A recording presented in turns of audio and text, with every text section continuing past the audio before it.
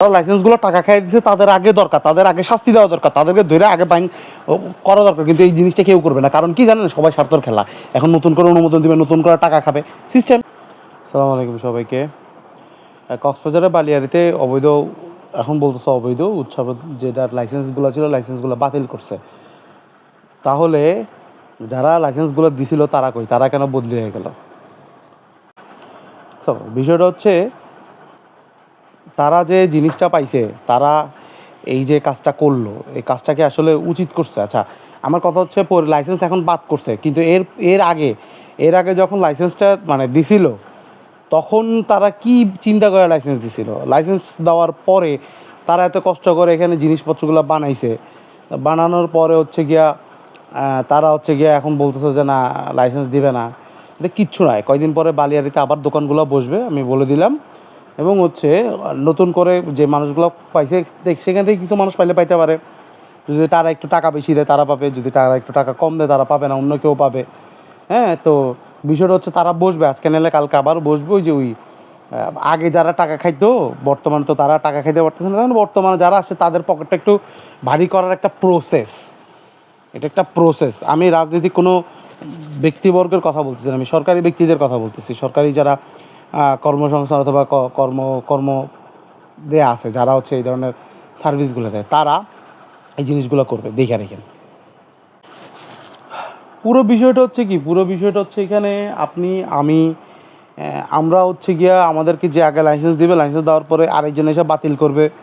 আমার কথা হচ্ছে ভাই, যে তাইলে এরকম একটা মানে এরকম একটা আদেশ অথবা এরকম একটা সিস্টেম কেন চালু হয় না, যে যদি এরকম একটা লাইসেন্স দেয়, সে যে যদি অবৈধভাবে লাইসেন্স দেয় এবং পরবর্তীতে এসে যদি সে পায় যে লাইসেন্সটা অবৈধ ছিল, তাইলে যে এই লাইসেন্সটি ইস্যু করছে তার এগেনস্টে কোনো ধরনের কোনো কী নেওয়া, স্টেপ নেওয়া, এই স্টেপটা নেওয়া কোনো ধরনের কোনো গভর্নমেন্টকে আমি আজ পর্যন্ত দেখি নাই। কোনো গভর্নমেন্ট এই স্টেপটা নেয় নাই। কেন নেয় নাই? স্টেপটা নিলে তো তাদেরই সমস্যা। তাদের কী কী সমস্যা আছে? কারণ এই গভর্নমেন্টের মানুষকে দিয়ে তারা তাদের কি স্বার্থের যে কাজগুলো আছে, স্বার্থের কাজগুলো হাসিল করে নেবে, যার কারণে কী করতে পারে না, আপনার এদেরকে দিয়ে আর ওই যে ভালো যে কাজগুলো আছে সেই কাজগুলো করে দেবেন, এবং তাদেরকে ধরতেও পারতেছে না। কেন ধরতে পারতেছে না? ওই যে তাদের স্বার্থের কাজগুলো হাসিল করে নেবে। এক নম্বর হচ্ছে এটা। 2 নম্বর হচ্ছে রাজনৈতিক ব্যক্তিবর্গ এই বিষয় নিয়ে কথা বলবে না। কেন কথা বলবে না? ওই যে আমি যেটা বললাম, এই যে স্বার্থ যে বিষয়টা, এই বিষয়টা এখানে জড়িত আছে। 3 নম্বর হচ্ছে ভুক্তভোগীরা এই জিনিসটা নিয়ে কথা বলে না। কেন বলে না? ভুক্তভোগীরা কী করার, টাকা দিয়ে ঘুষ খাওয়াইয়া তারপরে এই ধরনের লাইসেন্সগুলো নিয়ে থাকে। তো তারা ওই ধরনের কোনো কথা বলবে না। কেন? একটা জটিল আইন আছে আমাদের বাংলাদেশে, ঘুষ যে দিছে সেও অপরাধী, ঘুষ যে নিছে সেও অপরাধী।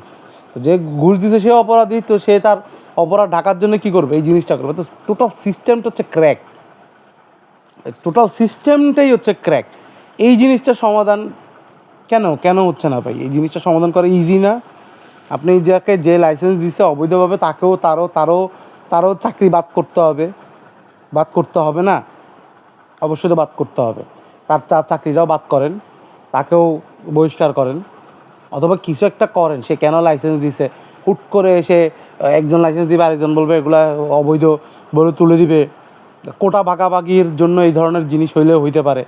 এখন জানি না কী হইতেছে, কিন্তু বিষয়টা হচ্ছে এই জিনিসগুলো একটা সিস্টেমেটিকভাবে আসা উচিত। ভালো থাকবেন সবাইকে, আসসালামু আলাইকুম। এই কক্সবাজারের বালিয়াড়ি আমার আপনার সবার, যারা ব্যবসা করতেছে তাদেরও। বাট বিষয়টা হচ্ছে, যারা আসলে জিনিসগুলো করতেছেন ভেবে চিন্তা করেন।